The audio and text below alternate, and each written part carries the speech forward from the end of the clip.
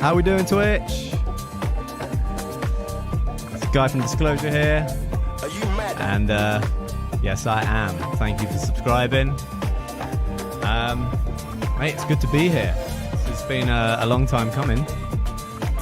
I've put a fair bit of effort into making this stream look good for you guys. Make it a fun place to hang out. Make it sound good. Let me know in the chat if we're sounding good. I think the levels look alright on my side. But yeah, it's going to be a little bit of a learning curve. But yeah, cheers everyone to the first stream. Got a little beer here. Please feel free to join.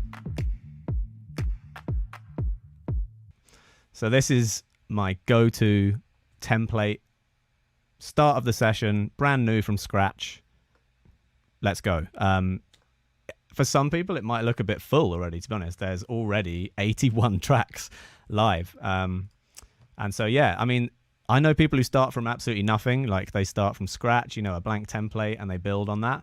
And we used to do that. I think for the first, like, 2 albums, we probably did that. But yeah, we kind of decided, or I kind of decided that for the third album, I just wanted to make, like, a space in Logic that felt like a studio was already plugged in and ready to use. Like, for example, you know, all of this section here, top to bottom, is all drums. All of this section here, top to bottom, is all synths. All this section here, top to bottom, is all bass. So it's really organized and colored and all that stuff. I'm kind of OCD in that way. But the reason I like it is because you can just press any track and you can start playing any sound straight away, and I know what everything does. Like, I know where everything is, and it just makes life really fast.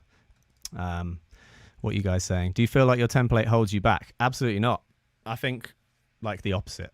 It really enables ideas to get going, like especially when it's me and Howard. Like when it's me, I reckon I could start from scratch and you know, build something up, but it would take me, I'm so selective in what sounds should be used that, you know, it just takes ages for me to like build a song. Cracked plugin alert. It's definitely not cracked. I just got a new laptop recently for Twitch, because my other one was really unhappy with my CPU. We're looking good now though, which is a relief. That was the thing I was most worried about. But yeah, this new laptop is missing a few plugins, I guess. And then this is the Monark. I'm a huge fan of Monark, man. I use it on nearly everything, at least to get stuff started. And then, you know, if we wanna like send what we've recorded out to someone else, then, or to something else, sorry, then I'll usually start with Monark as a bass and then send it to a Moog or send it to the Juno or wherever we want it to go. But as a good like starting point, I really like it. It's very just, it's a Moog. It's just based on a Moog. The bass line of My High was made on that synth. And it sounds very acidy. It sounds very like 303, to be honest. But I made that bass line before I had that synth, so that's why. Yeah, Monarch's a beast. I really like it. I also have a bass guitar always set up just in case we want to like just tap into that kind of sound, you know, quickly, just as a guide or something. And I really like this one, this Ample Bass J. They just updated it and it looks all different. I'm not used to it yet. And then for like a straight sine wave sub, I love this Yuhi Repro thing. Huge sine bass. Does what it says on the tin, you know. It's a massive sub, and that's pretty much all you need to know about that. Let me turn this up a little bit. So yeah, those are our sort of go-tos. Always ready to go, armed. Disclosure sample pack. Yeah, we should do one of those one day. What else are you guys think? Do you ever get creative blocks? If so, how do you go through them? Yeah, man, all the time. Just keep writing. That's all I can say. Make something really bad, but you still made it. You know, you made something. Even if you don't like it, put it on paper, press save, move on to the next one. Don't stop. Just keep making stuff. For our album coming out in, what is it, like a few weeks now? Jeez, yeah. Energy's coming out at the end of August. We made 200 songs for that. 200 tunes. So, you know, there's a lot of stuff on there that didn't make it for that reason. We didn't like it, or it wasn't right, or maybe a different project. But yeah, 200 tunes to get to 11 was a lot of work. But yeah, you just got to keep going. Any advice on how to develop your own sound? Oh man, that's a difficult one. Very difficult one. Because everyone has to start by copying. You have to. And everyone is always copying. You know, everyone's always drawing inspiration. I remember I learned this at school, and it really gave me a lot of confidence to not worry too much about being completely original all the time. You know, it's okay to have something in mind, even if it's subconscious. It's not super at the forefront, like I want to make that song, but it's okay to draw inspiration heavily, because I remember learning at school that we got shown this piece of Mozart music, right? Just a little melody. And then we got shown this piece of Beethoven music. And my teacher was like, move that. Let me change the camera angle. My teacher was like, move that to here and flip it upside down. It's the same melody. Looks exactly the same. So, you know, Mozart was sampling. Mozart was drawing inspiration and copying. You know, I think that everyone should begin by doing that. And then you'll find your way, man. You'll carve your own path, and you'll gravitate to what connects with you on a deep level. I think that's it, really. Like, I think people know Disclosure as a kind of, I don't know what it is. There's a warmth there. There's like, everyone always talks about our chords, or that the kind of synth sound that we use. And that's just what really connects with us. I think it's what we want to express the most. So you just got to find out what that is. It's pretty difficult. Not the best advice, I guess. Effects. Let me think. My go-to effects would be H delay. This is my go-to like default setting. If I was putting it on a bus or on a direct sound. So yeah, feedback at 80%. Taking a bit of the lows out, leaving the highs in to keep all those synths swishing and swashing.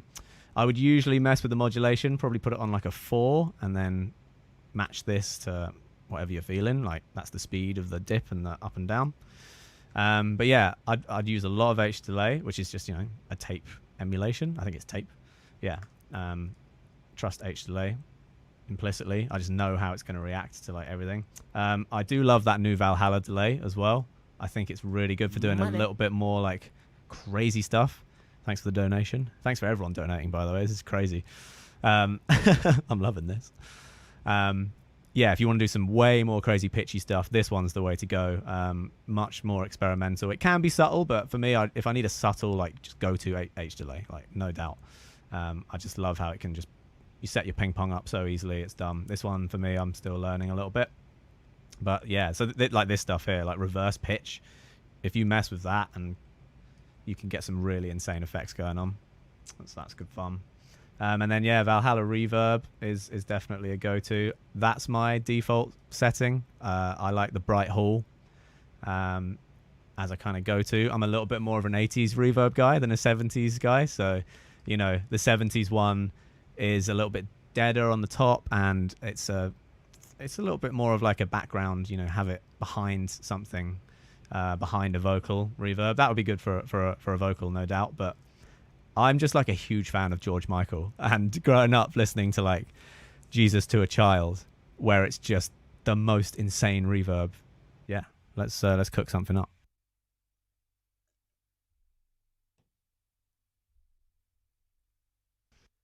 Also, thank you guys for all tuning in. This is awesome. A round of applause for you guys.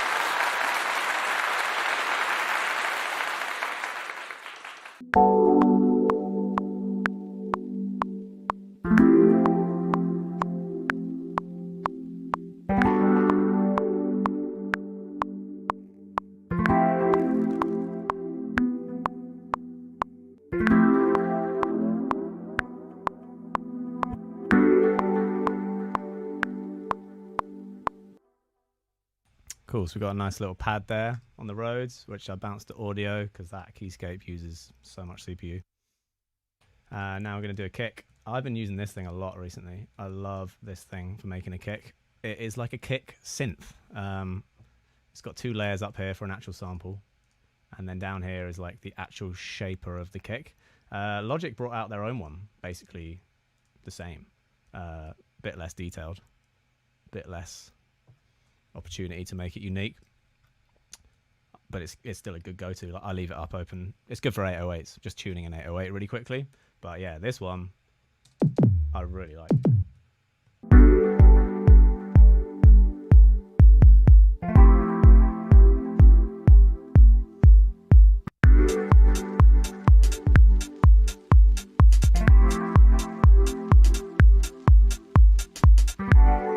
So yeah, I think this is all just like Jay Dilla samples, pretty much, for those asking. I don't think it was a pack. I think it's just stuff that I've gathered over the years from many packs. Yeah, you know, all that good stuff.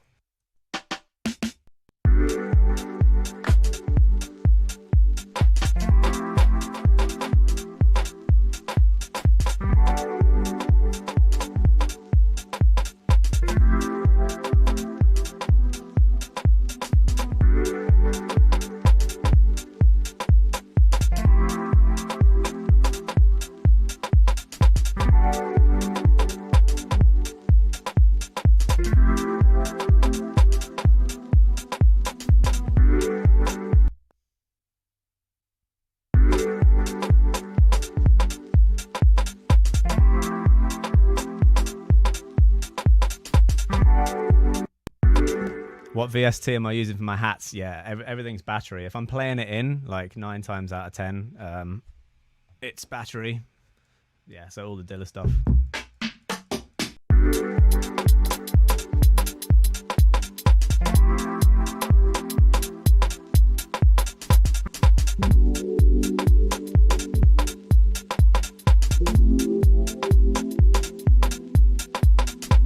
Cool, so we've got a little vibe going there.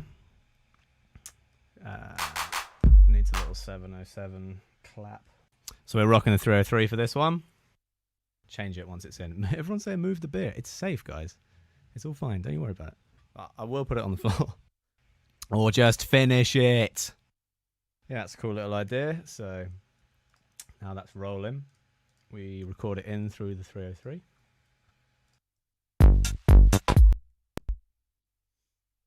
Are you mad?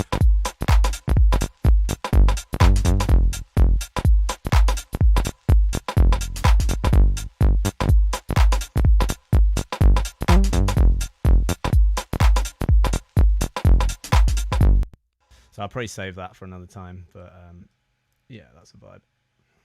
Add a bit of chorus on there, get it a little bit wide. All right, so now we're going to draw for some SH101 over here. Let me change the angle. This one. Might have to move the mic.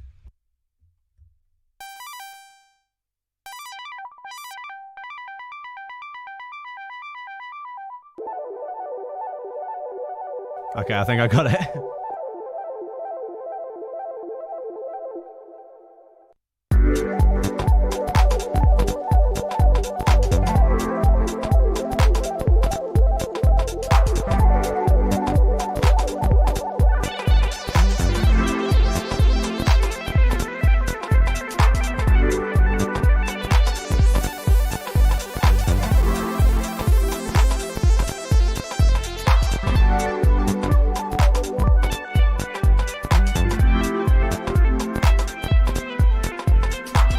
Now we're rolling. Let's get a few takes of that.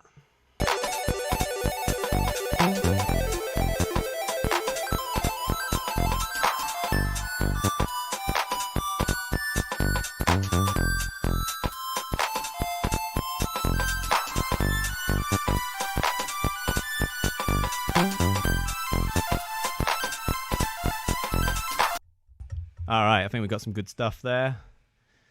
You guys... Oh yeah, you guys are feeling that. Sick. This is quite good. It's like having 100 Howards in the room all saying what they think. Love it. So yeah, what I'd usually do is like record like a bunch of those, and then like I'd arrange it after, you know, that would just kind of go in. Now I'd pick the best like 2 and just leave that looping and keep building on that. But you know, like within there's definitely structure. You know, sometimes we quite like to sort of let the synths lead the way a little bit. So, you kind of... Hang on, let me just put the AC on. yeah, if you let the synth lead the way, sometimes the vocalist or whoever will write accordingly. So sometimes we'll do that for like 45 minutes non-stop, just me messing around, and the vocal will emerge from this like either a little lull in the synth or like a big moment in the synth. So yeah, so you can see that's like recorded all the effects onto it too, which I didn't actually mean to do, but sometimes those things are fine. You know, I kind of like that. Those accidents sometimes, you know, you got to commit. It all sounded good when I did it. Don't mess with it. Yeah, I'm not going to mess with it too much, you know. I think it sounds good. Oh, actually, no, a bit crusher would be cool. I love doing a little noise on top. Could be fun.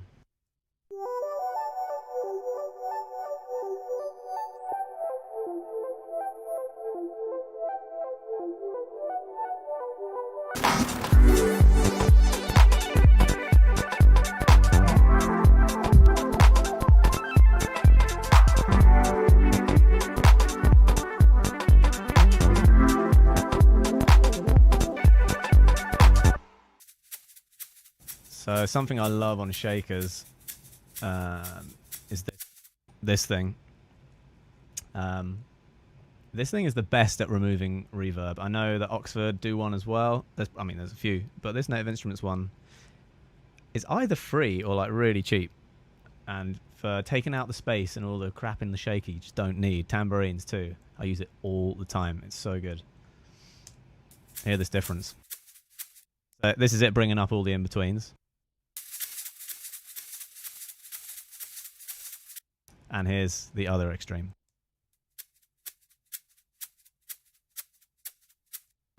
Clean, super clean. So maybe somewhere in between, I'd probably set that.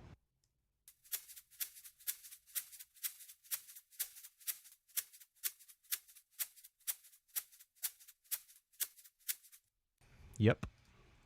Moving on. See if this one fits. I don't know if this one will fit. Oh my god, sorry guys. My ears are dead now. That's the end. Good night.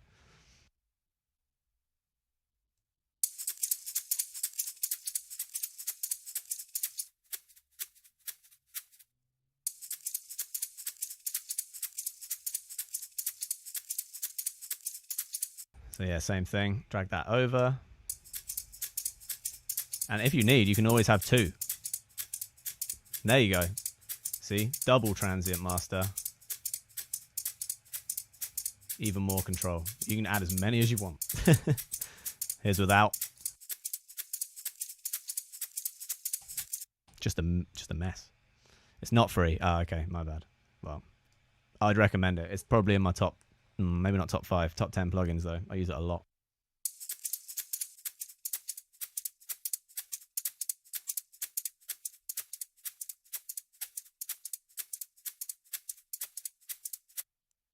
All right, let's have some context. It's never good to listen to shakers for that long.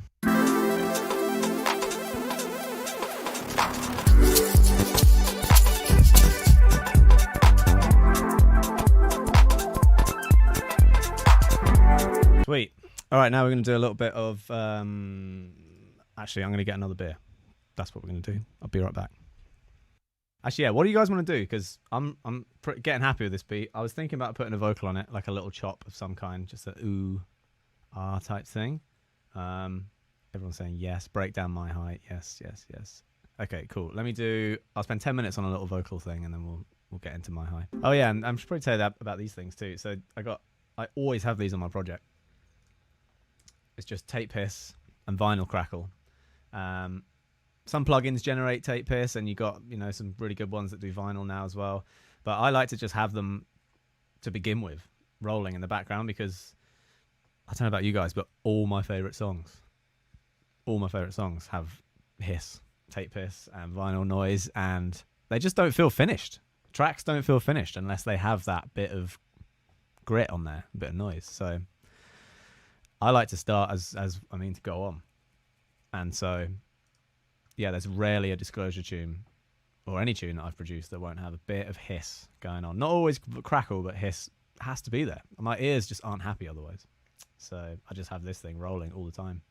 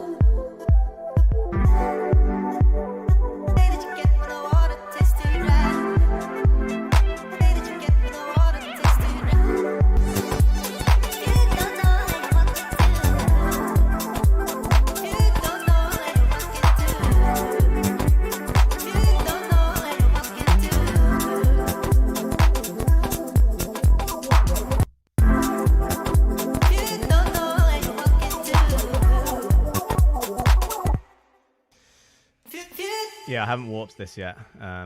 There is a way of doing it. This is all... Oh, here you go. It's that in it. You don't know where you're walking to.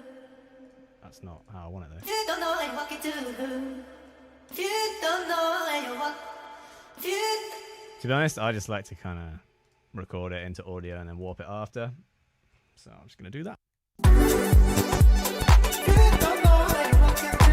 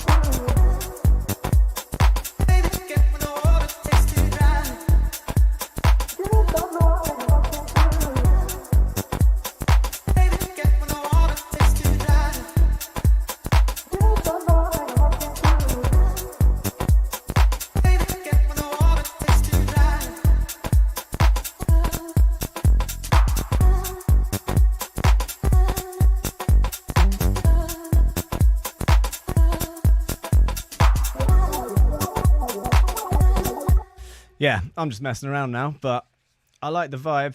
I think, I think Jamie's vocal sounds cool with the way that you get from the water. That's a cool little thing. I'd probably mess with it a lot more than I have there. This quick sampler thing, I don't use it much. I like the Serato sampler a lot for vocals, but the old Logic sampler was good, but they just literally updated it the other day, so new shortcuts. Cool. That was fun, guys. Yeah, I'll probably get better at this. I'm hoping. But thanks for your... I guess, are there donations happening? Thanks for donations. Thanks for subscribing and following. Spread the word. This is something that I want to do more often. Yeah, 10 years in the game now, so feels like the right time to give back and spread some love, spread some knowledge. But yeah, let's do Marley Marley next time. Tondo, and I'll make some more stuff as well. I'll get the 808 out next time. We'll get some techno going or something. But yeah, have a nice evening, day, morning, wherever you guys are. I'll try and get Howard on for next time as well. That would be nice. The other one. Peace out, everyone.